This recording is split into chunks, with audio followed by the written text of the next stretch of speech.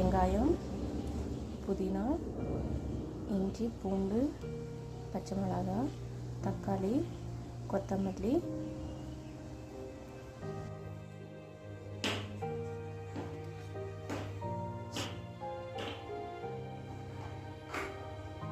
பட்டை, கிராம்பு, ஏலக்காய்.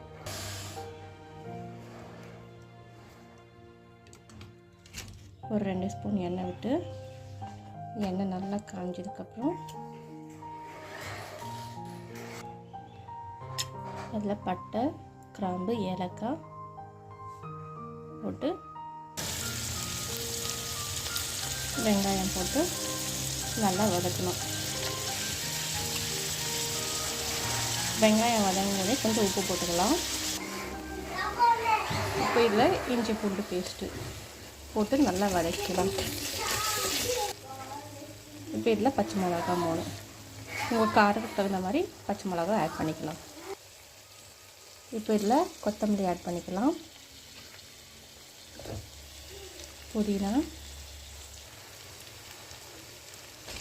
தக்காளி ஆட் பண்ணிக்கலாம்.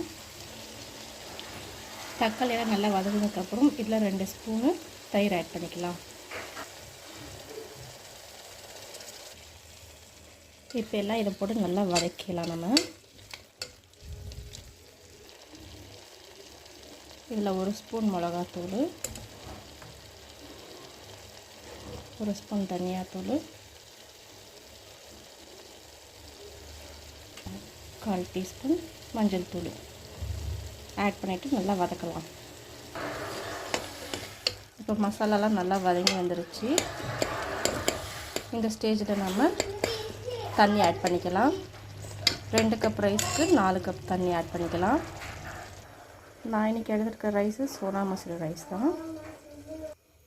இப்போ இதில் 2 கப் ரைஸ்க்கு 4 கப் தண்ணி ஆட் பண்ணி கொஞ்சம் நேரம் கொதிக்க விடலாம். இப்போ ஓலை கொதிக்குது. இதில் இப்போ நம்ம அரிசி போட்டுக்கலாம். இதில் அரிசி போட்டு இப்போ நம்ம மீடியம் ஃப்ளேமில் வச்சு ஒரு 2 விசில் ஆஃப் பண்ணிட்டு உங்களுக்கு காட்டுறேன். பிரியாணி ஸ்டைலில் தக்காளி சாதம் ரெடி ஆகிடுச்சு. இந்த வீடியோ பிடிச்சிருந்தா லைக் பண்ணுங்கள், ஷேர் பண்ணுங்கள், சப்ஸ்கிரைப் பண்ணுங்கள்.